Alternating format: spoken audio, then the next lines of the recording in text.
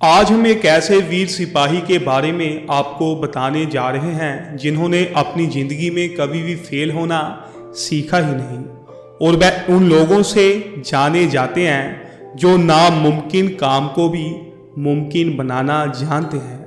हम आज बात कर रहे हैं इंडियन आर्मी के para special commando Mohit Sharma की। तो चलिए शुरू करते हैं उनके जीवन से जुड़ी कुछ महत्वपूर्ण और रोचक जानकारियों के बारे में। और हमें उम्मीद है कि यह जानकारी जानने के बाद आपके रोंगटे खड़े हो जाएंगे। अपने दोस्तों में माइक के नाम से मशहूर मेजर मोहित शर्मा का जन्म 13 जनवरी 1969 को रोहतक हरियाणा में हुआ था।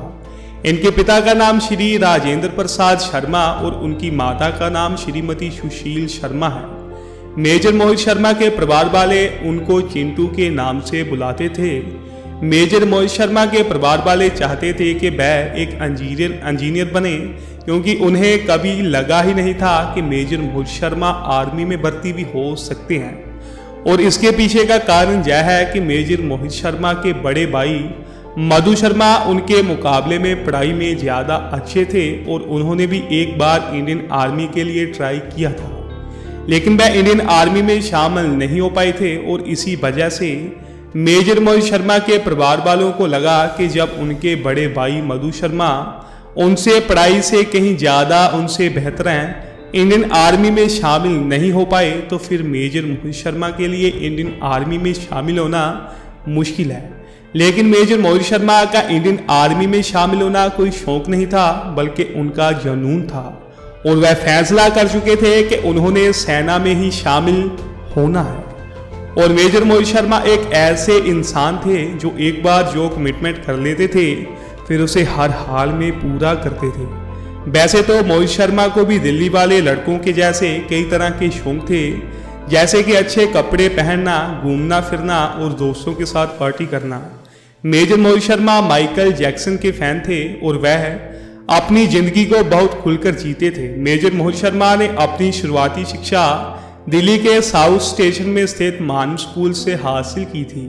उन्होंने फिर बाकी की शिक्षा होली एंजल स्कूल से हासिल की थी। जैसा कि हमने आपको बताया कि मेजर मोहित शर्मा बचपन से ही इंडियन आर्मी में शामिल होना चाहते थे और इसीलिए उन्होंने अपने इस उद्देश्य को पूरा करने के लिए क्लास 12 में इंडिया एनडीए का एग्ज़ाम दिया था और उसे क्लियर करने के बाद 1995 में भारत की वेस्ट एनडीए एकेडमी में शामिल हुए।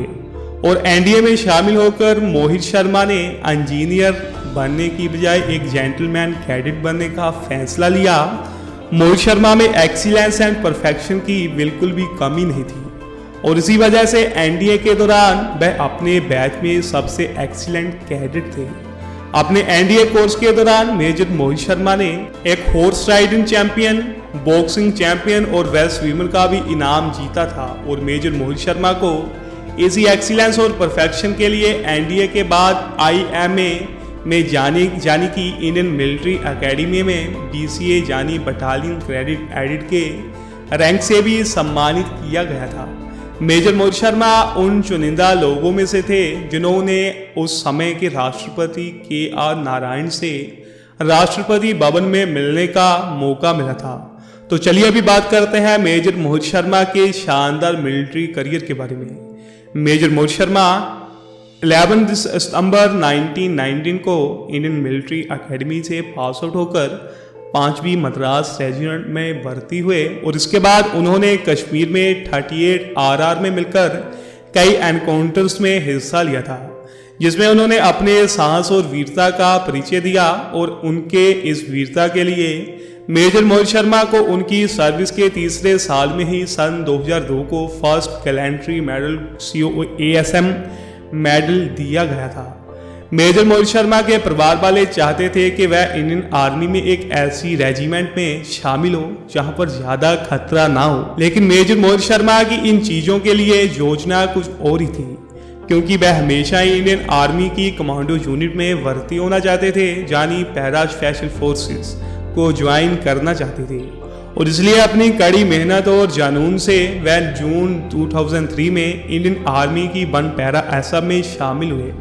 मेजर मोहित शर्मा को ऐसे काम बहुत पसंद थे जो एक्शन एडवेंचर से बड़े हों और इसीलिए one para SF major Mohit Sharma के लिए एक बढ़िया जगह थी जिसमें आतंकियों का सफाया करना उनका फेवरेट काम था। और इसके दौरान उनके कई एंटी टेररिस्ट ऑपरेशंस के लिए सन 2004 में सेना मेडल से सम्मानित किया गया था। मेजर मोहित शर्मा जनवरी 2005 और दिसंबर 2006 में बेलगाम में स्थित कमांडो इंस्ट्रक्टर भी रहे थे। एक पैरा एसएफ के कमांडोज को दो तरह के ऑपरेशंस के लिए तैयार किया जाता है, यानी जैकमैंडो खुले में भी लड़ाई लड़ सकते हैं और छिपकर भी। कश्मीर में एंटी टेररिस्ट ऑपरेशंस के लिए स्पेशल फोर्स के जवान ऐसी वेशभूषा धारण करते हैं जिससे वहां के स्थानीय लोगों के साथ आसानी से घुला मिला जा सके। और इसलिए मेजर मोहित शर्मा ने कश्मीर में अपने एंटी टेररिस्ट ऑपरेशन के दौरान बड़े बड़े बाल और लंबी लंबी दाढ़ी रखना शुरू कर दिया था। कश्मीर से लौटने के बाद उन्होंने नाहन में पोस्ट उन्हें किया गया था, लेकिन फिर अक्टूबर 2008 में उन्हें दोबारा से कश्मीर में तैनात किया गया। और फिर सन 2009 में आम चुनाव से पहले आतंकियों की कार्रवाइयां काफी बढ़ गई थी और इंटेलिजेंस ने एक ही हफ्ते में 3 घुसपैठियों की पुष्टि की थी और कई अलग अलग जगहों पे एंटी टेरर ऑपरेशन चलाए गए थे। और इसी दौरान 4 आतंकियों को भी मार गिराया था। लेकिन फिर इंटेलिजेंस फोर्सेस ने बताया अबुरा के जंगलों में आतंकियों का एक बड़ा ग्रुप छिपा हुआ है। हम आपको बता देते हैं कि कश्मीर में अबुरा के जंगल में को काफी कठिन इलाका माना जाता है, लेकिन मेजर मोहित शर्मा इन अबुराओं के जंगल में भी एक्सपर्ट थे। यह जंगल कश्मीर में काफी बड़ी मात्रा में फैले हुए हैं और यह जंगल घने होने के कारण जहां आतंकियों के लिए छुपना बहुत ही आसान होता है और आतंकी इन्हीं जंगलों में रहते हैं और इसी वजह से वह उन जंगलों से काफी अच्छे तरीके से परिचित होते हैं। और जबकि किसी आम सोल्जर के लिए आसानी से ऑपरेट करना बहुत ही मुश्किल है और इसी वजह से इस राखी ऑपरेशन के लिए स्पेशल फोर्सेस को बुलाया जाता है, क्योंकि स्पेशल फोर्सेस के जवान सभी परिस्थितियों के लिए पूरी तरह से ट्रेंड होते हैं। और इसीलिए इस दौरान जंगलों से आतंकियों का सफाया करने के लिए इनको जिम्मेदारी सौंपी गई 2nd RR बटालियन और मेजर मोहित शर्मा की 1 पैरा एसएफ को। जिस समय यह ऑपरेशन चला था उसके पहले मेजर मोहित शर्मा को होली की छुट्टियां मंजूर हो चुकी थी और वह अपने घर जाने वाले थे। लेकिन फिर इसी दौरान मेजर मोहित शर्मा एक साथी के कजन ब्रदर की डेथ हो गई थी और उनके साथी ने अपने कमांडिंग ऑफिसर से 2 दिन की छुट्टी मांगी, पर क्योंकि मेजर मोहित शर्मा की छुट्टियों को पहले ही मंजूरी दी जा चुकी थी तो कमांडिंग ऑफिसर ने उनके दोस्त की छुट्टी को मना कर दिया, क्योंकि उस समय फोर्स की काफ़ी कमी थी। और जब मेजर मोहित शर्मा को बात पता चली तो उन्होंने अपनी कमांडिंग ऑफिसर से अपने दोस्त की छुट्टी के लिए रिक्वेस्ट की और उन्होंने कहा कि छुट्टी को 1 महीना एक्सटेंड कर लिया जाए और जब उनका दोस्त छुट्टी से वापस आ जाएगा तो वह अपनी छुट्टी पर जाएंगे। यानी अगर मेजर मोहित शर्मा अपनी छुट्टी को आगे एक्सटेंड नहीं करवाते तो शायद वह आज जिंदा होते।